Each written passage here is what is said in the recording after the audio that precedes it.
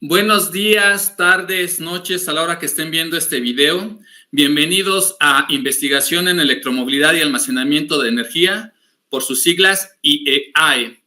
En esta ocasión hablaremos de cómo el SolidWorks ayuda a diseñar y analizar nuestros proyectos de ingeniería. En este caso tenemos 4 áreas que investigar y en las 4 áreas es bien importante el apoyo de usar programas como es el SolidWorks. Y para ello tenemos al profesor Sergio Saldaña, el cual es especialista en esta software de SolidWorks.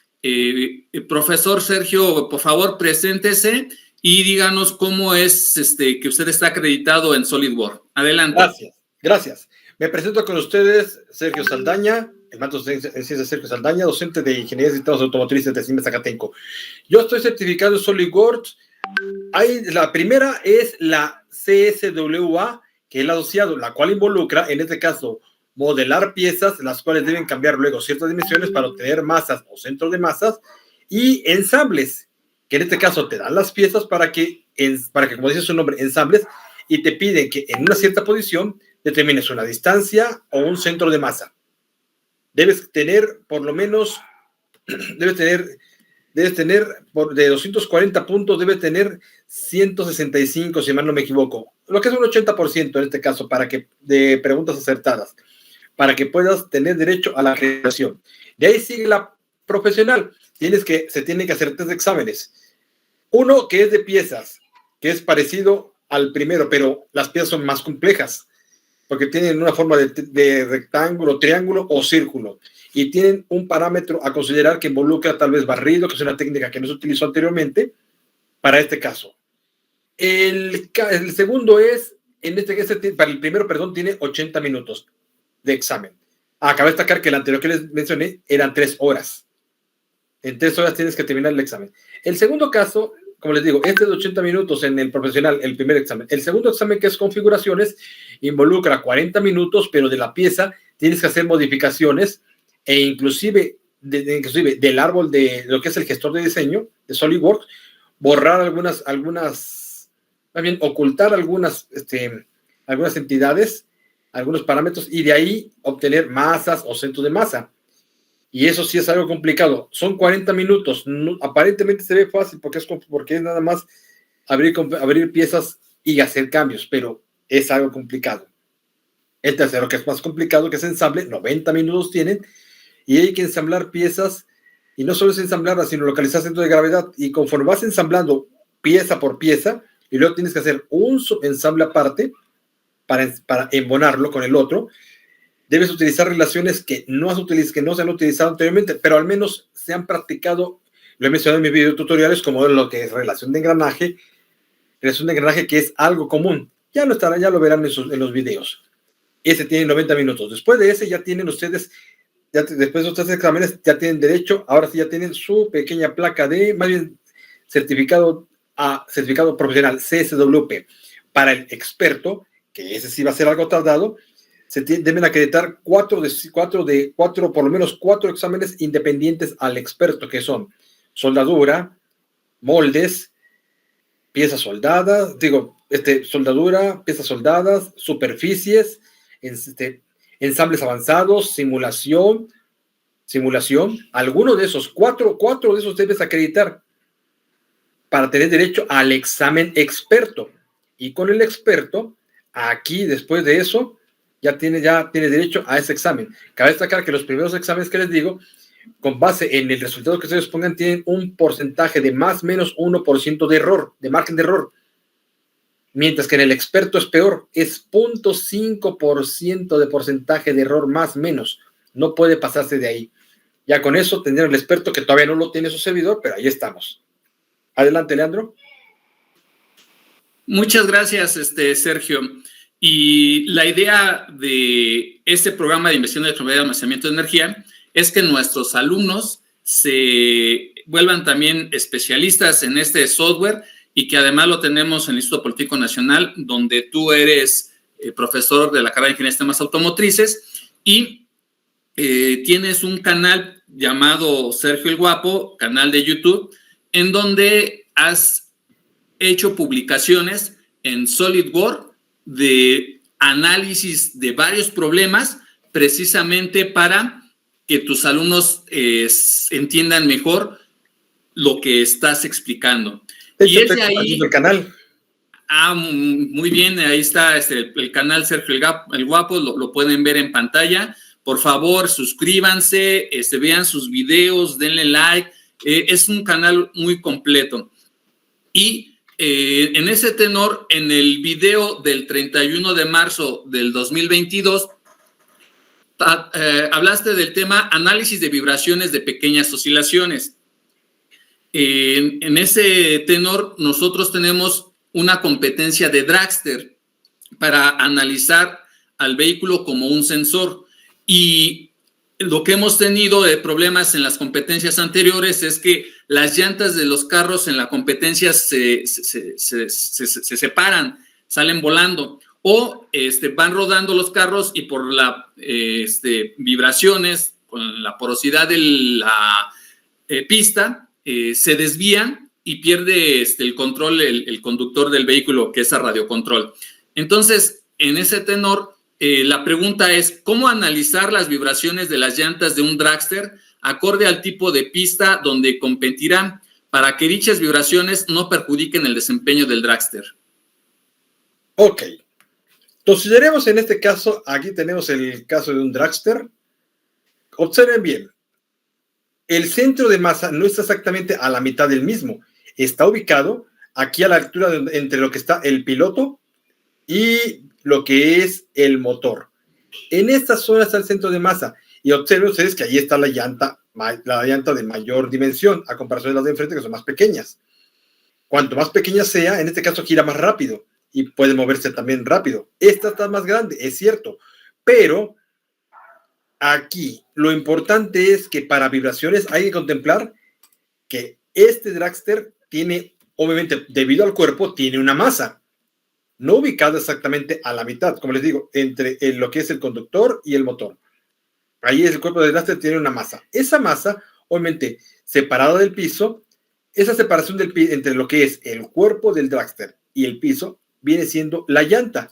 La llanta, en este caso, viene siendo un resorte, porque genera, en este caso, debido a que es flexible, genera una pequeña oscilación mínima, pero la genera. La vibración, estas rigidez de la rueda son las que nos van a interesar en esta parte. Si consideramos la rueda, lo que es el ancho mayor, un ancho menor en esta zona, considerando los radios y el diámetro de lo que es el eje donde se monta la llanta, todos esos parámetros que en conjunto con el peso de este elemento genera una deflexión. Esa deflexión es mínima, es cierto, es mínima, pero es un factor muy importante para esta consideración. Tenemos aquí, por ejemplo, considerado esta deflexión viene siendo este desplazamiento X, que es mínimo. Debido a la masa del resorte, eso se modela como si fuera un sistema masa-resorte, donde el resorte viene siendo las llantas, por ser el elemento flexible. Y aquí se tiene esta pequeña ecuación. Esta ecuación, más que nada, hace referencia a lo que es un movimiento armónico oscilatorio de lo que generado por la llanta. La presión de la llanta, en este caso, aunque sea la misma para todo, es un elemento flexible que va a generar un pequeño desplazamiento. Ese desplazamiento genera una pequeña oscilación. Miren, aquí este es de un video que yo considero en mi canal.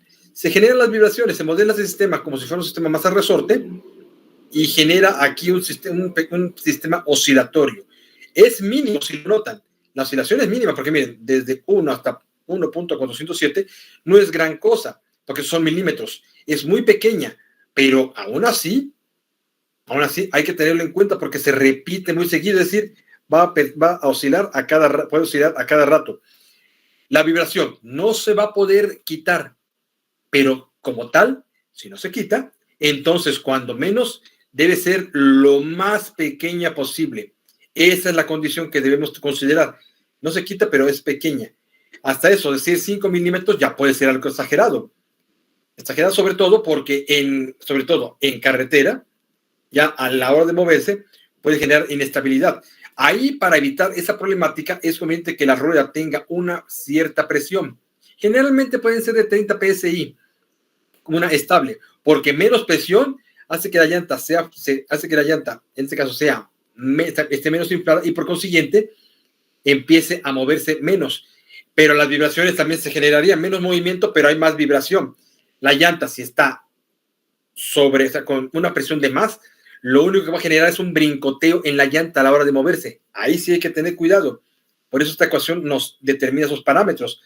La rigidez de la llanta, que está determinada por esta constante, y la masa del drag, la masa que contenga aquí el dragster. Aquí es masa. Obviamente contempla el peso, pero el peso, ya con el peso tenemos la masa. Y se genera esta pequeña oscilación.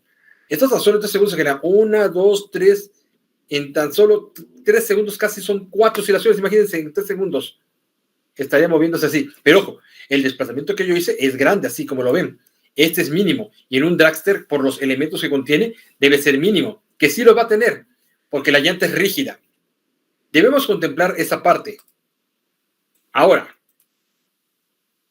como les comentaba, si la llanta tiene una rigidez aceptable, que eso depende obviamente de las dimensiones de la llanta y del espesor propiamente, así como el diámetro de la llanta, entonces eso nos va a favorecer mucho, sobre todo que tenga un espesor aceptable. ¿Por qué? Porque a la hora de inflar, al momento de inflar la llanta, pueda soportar pueda soportar la presión, como tenga el suficiente contacto. Otro detalle, también, debido a la fricción que exista por un posible frenado, también existe transferencia de calor hacia adentro y esa presión puede aumentar. Por eso es que no conviene que sea más de 30, por dar una cantidad. Y generalmente es ese valor, porque si al sobrepasarlo y luego con la fricción de la llanta, todavía va a presionarse más, va a generar más presión y por lo siguiente corre el riesgo de lo que pasa en los accidentes, que se salga la llanta. Independientemente que tenga tornillos, que los tornillos deben ser de un material, de un acero comúnmente por decir un inoxidable, o un acero aleado, mejor dicho, que soporte en este caso el montaje de los elementos. Eso es lo importante. Ahora, también, como les digo, el inflado es importante. Como ven, a menor presión en este caso, va a tener problemas de vibración. Si es mayor la presión, al decir mayor me refiero a aceptable. Una presión aceptable va a tener menos problema a la hora de moverse y va a tener menos problemática de vibración. Obvio, como he comentado, más presión, corre el riesgo de un brincoteo porque ya está sobrepasado en ese factor. Hay que tener mucho cuidado en esa parte. Obvio, también existe aquí que el centro de masa no está exactamente ubicado en el mero centro, sino está ubicado estratégicamente entre el motor y el piloto. Ahí está la rueda cerca.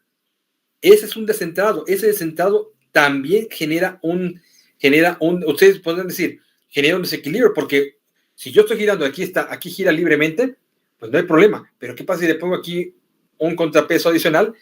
Puede generarse una inestabilidad. Sin embargo, esa inestabilidad no se genera en el dragster, porque ese pequeño contrapeso que puede tener una llanta equilibra, porque al no estar ubicado en un centro de masa exacto entre lo que es el conductor y el motor, la llanta debe tener un punto estratégico. Ese punto estratégico habría que analizarlo.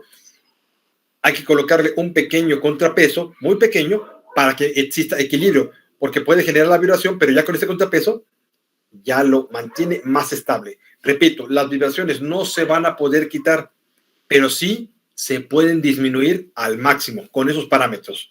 No sé si tengas algún comentario por aquí, Leandro, que decirnos, maestro. Sí, muchas gracias. Entonces, para los 19 equipos que ya están inscritos a la competencia de dragster del 29 de noviembre del 2022, tienen ahí ya la sugerencia del profesor Sergio. Eviten usar ruedas de plástico como fueron en competencias anteriores, porque se va a hacer mucha vibración, se va a romper, o ruedas que no tengan aire, que son de caucho pero completamente sin aire. Entonces, les recomienda que usar pequeñas rueditas con aire, si son un poquito más caras, pero van a tener mayor estabilidad y van a alcanzar mayores velocidades. En ese video que hablo del 31 de marzo, presentaste al compañero egresado de Ingeniería de Sistemas Automotrices, Ángel Castro Rosales. Ahora ya es maestro de Ingeniería de Sistemas Automotrices también en el CIME Zacatenco. Próximamente también lo estaré entrevistando, pero es grato sensación el que tu canal estés presentando a personal de Ingeniería de Sistemas Automotrices, que ayudes a la educación de los estudiantes y que ahora te sumes a este proyecto de inversión en electromovilidad y almacenamiento de energía. En ese tenor, el 16 de abril del 2022, ahí tocaste en tu canal, Sergio el Guapo, el tema de análisis cinemático de un diferencial automotriz. El diferencial en general, cualquier vehículo es muy importante, pero para los vehículos de carrera es mucho más importante todavía. Y una segunda línea de investigación que tenemos en IEAE es la eficiencia de los vehículos. Y para ello lo estamos haciendo con un vehículo Fórmula SA Electric, que es un Fórmula 1, o sea, un monoplaza que corre a altas velocidades, tipo Fórmula 1 que vemos en las competencias a nivel mundial, pero a nivel estudiantil. Y nos quisiera que me explicaras para nuestro proyecto, la pregunta es, ¿cómo diseñar y analizar el diferencial de un vehículo SAE Electric para obtener la máxima eficiencia de su funcionamiento? Bien, en el caso de un diferencial, es muy útil para ese tipo de eventos, sobre todo si van en una carrera donde en este caso pasa por una curva. Es fundamental esa parte. El diferencial, aquí tenemos un pequeño modelo, un diagrama de un diferencial básico. El motor está conectado al eje impulsor, cuyo eje impulsor va a mover a estos engranes. No digo impulsar para no estar mencionando la palabra cada rato. Mover a estos engranes al portasatélites, que es este engrane anular. Como les digo, proviene del motor. El motor lo transmite hacia este eje impulsor y a este engrane. Y transmite al portasatélites, que es este elemento. Este portasatélites, con estos engranes que están aquí, que son planetarios, el de aquí arriba, el de aquí abajo, son planetarios, se encarga de estar en traslación y transmitir movimiento a lo que viene siendo este engrane y este otro engrane, que son diferentes. Uno va hacia la rueda izquierda y otro hacia la rueda derecha. Visto así como lo tenemos visto de esta forma. Obvio.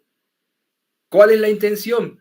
En una trayectoria recta no hay problema, porque los engranes 5 y 6, que son las ruedas, que en este caso es el movimiento de las ruedas, giran a la misma velocidad. Ese no hay pierde. El problema recae en una curva. ¿Qué pasaría ahí? Vamos a ver. Porque una curva sí es importante, ya que las llantas no van a la misma velocidad. Aquí tenemos una curva cualquiera, con un radio R. Un radio cualquiera. Puede ser mínimo, puede ser máximo, no lo sabemos. Habría que considerar. Ahí se tiene lo que es el eje trasero del vehículo, aquí con las dos llantas, y el diferencial estaría en esta zona. Esta es la rueda interior, la rueda exterior. Ahora, en una curva es diferente, como les he dicho, porque van a diferentes velocidades. Tomando en cuenta aquí, en este caso, una línea que pasa por el eje por este eje trasero, donde está el diferencial, que está aquí, donde está el puntero del mouse, el vehículo va a una velocidad. Esa velocidad la marca el odómetro o el velocímetro que tienen ahí. Ahí lo tienen, a esa velocidad. Considerando que pasa por una curva, obviamente ahí está la velocidad.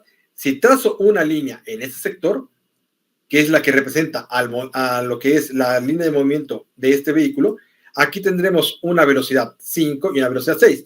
Como ven, la rueda interior va a una menor velocidad que la rueda exterior. Cabe destacar que el motor gira a una velocidad.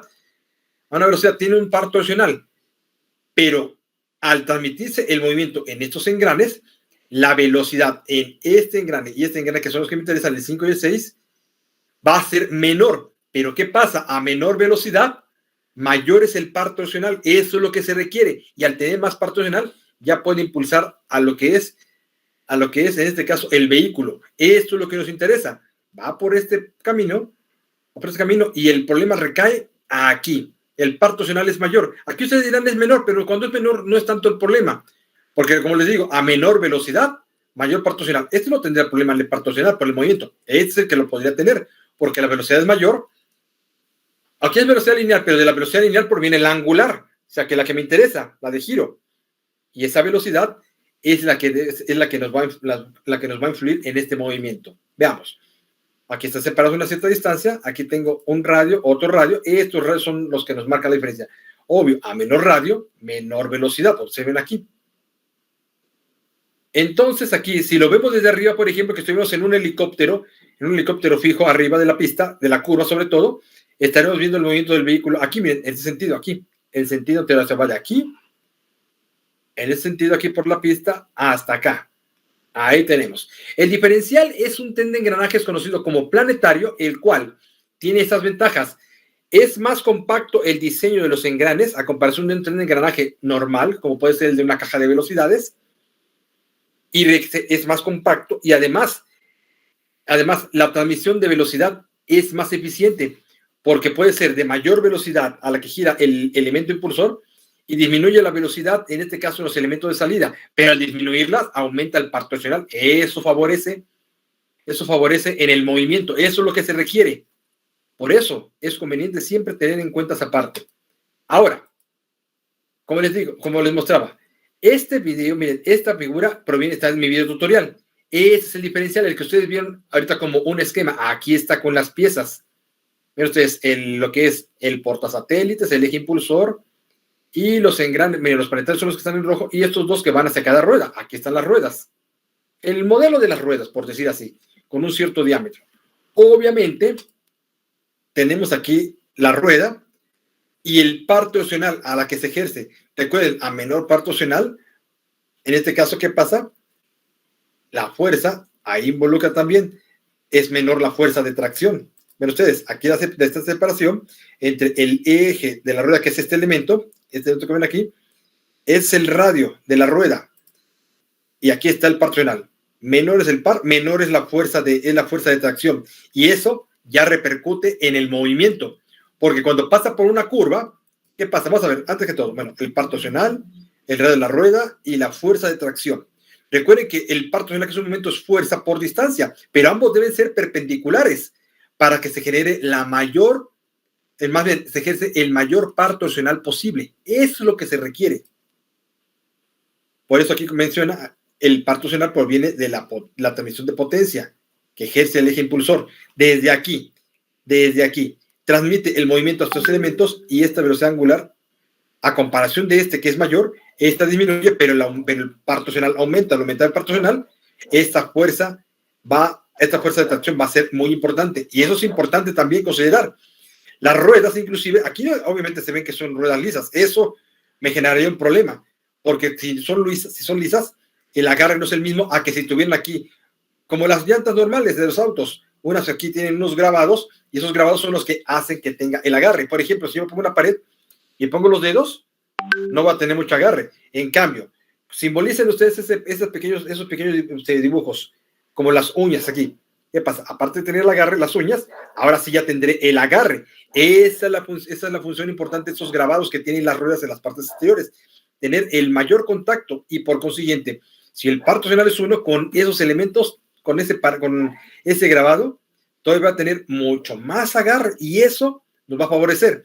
A menos que estén corriendo en una pista de hielo, ahí sí preocúpense porque hay un mínimo de fricción, pero en cualquier otra pista, hasta lloviendo inclusive, con el caucho, con el material que tiene, el espesor de la llanta, que lo mencionaba en la pregunta anterior, y la presión que tiene la rueda, obviamente va a tener el mayor agarre posible. Eso es importante considerar. Como les digo, se genera menor velocidad, a comparación de lo que es el eje impulsor, la velocidad es menor, pero el par torsional es mayor y por consiguiente puede impulsarlo. Puede tener el impulso sin ningún problema, sin patinar. Ya que en la curva, que es donde la velocidad es diferente, si la rueda interior gira a menor velocidad, esa no tiene tanto problema de agarre. Pero si le quiere transmitir el movimiento hacia la otra rueda exterior, no va a tener el mismo agarre y esta última puede patinar. Por consiguiente, ¿qué pasa? El auto puede en algún momento desviarse y estarse saliendo de la pista. Eso es importante. Por eso, este diferencial es el que nos ayuda mucho en esta parte. Y como les digo, como les he mencionado, es conveniente que sea caucho para que tenga la mayor fricción posible. Obvio, ustedes dirán también, pero el caucho es un material que la presión no lo soportaría. Sin embargo, recuerden que las ruedas están reforzadas con algunos pequeños hilos de acero o de algún material, en este caso de algún metal, y eso ya favorece a lo que es reforzar la llanta. Eso sí, podría generarse tal vez mayor calor hacia lo que es la parte interior de la llanta y sobreinflarla. En este caso genera más presión, pero nada más es mantener la estabilidad. Y esa fricción, como les digo, esa fuerza se debe a la fricción, y esa fricción genera calor, el cual va hacia dentro de la llanta. Eso es lo que contemplamos. Ahora, recordemos que al pasar por una curva, aquí tomé esta figura de referencia que está en un libro de dinámica. Tomen en cuenta esta parte aquí, este ángulo. Ese es el ángulo conocido como de peralte. Ese ángulo de peralte evita que cuando el auto va en una curva, va así, en una curva, evita que el auto, cuando pasa por la curva, se salga de la pista. Eso es lo que nos evita. Pero no es cualquier ángulo, porque en una pista no es lo mismo correr a qué les gusta, 60 kilómetros por hora, 80 kilómetros por hora, luego que su servidor va en pista, ya sea para el camino, ya sea para el trabajo, para la casa, paso por una parte curva donde ahí se siente el ángulo de peralte, lo cual evita ese tipo de incidentes. Obvio, iniciando la curva, hay que ir lo más lento posible, pero después, ahí dentro de la curva, ya puede aumentarla, para aumentar la velocidad, ya sin el riesgo, mientras se estabiliza. Haciendo un modelado aquí, más bien un análisis dinámico de este vehículo, el peso se distribuye en dos fuerzas, en una fuerza normal y en una de fricción. La fricción en este sentido, porque si el vehículo, por el movimiento al pasar por la curva, se fuera para arriba, esa fricción evita que tenga ese movimiento y se salga de la pista. Por eso la fricción en este sentido.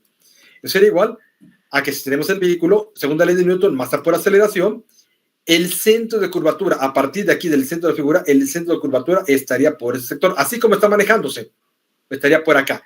Si la inclinación fuera al revés, entonces el centro de curvatura estaría por otro sector. Hay que tener en cuenta eso. Se tiene lo que es la masa por aceleración a un cierto ángulo. Ya, deduciendo todo esto, muchachos, porque aquí no voy a hacer un cálculo matemático, ya perdería tiempo, no estamos en una clase de dinámica, tenemos esta pequeña expresión, que el ángulo de peralte está en función de lo que es la velocidad y el radio de curvatura. Este es el radio de curvatura. La gravedad obviamente también influye, pero estos dos parámetros, la gravedad es constante, eso no hay problema. Pero como ven, a mayor velocidad, mayor debe ser el ángulo de peralte. En este caso, un auto de este tipo pueden ser 200 kilómetros por hora, por ejemplo, entonces el ángulo tiene que ser grande. ¿Qué les gusta? 45, 50 grados. Y eso también depende de las condiciones climáticas. El radio de curvatura también, a menor radio de curvatura que se tenga aquí, mayor debe ser este ángulo. Es importante y muy primordial considerar estos parámetros, sobre todo que el radio de curvatura, el radio puede ser menor al pasar por una curva. Hay que tener mucho cuidado con eso. Si el radio es menor, cuidado con esa parte. Si el radio es menor, entonces disminuyan la velocidad para que no tengan ese problema. Pero esto es algo muy importante. ¿Algún comentario, mi estimado maestro? No, al contrario, agradecerte esta primera parte de la entrevista. La siguiente semana continuaremos con la segunda parte de la entrevista. El video de media hora para no cansar al público. Nos vemos en la siguiente semana con la parte 2 de la entrevista de SolidWorks al profesor Sergio Saldaña. Muchas gracias a todos. Adiós. Ingresa a nuestro sitio web o redes sociales y conoce más sobre MEMAC.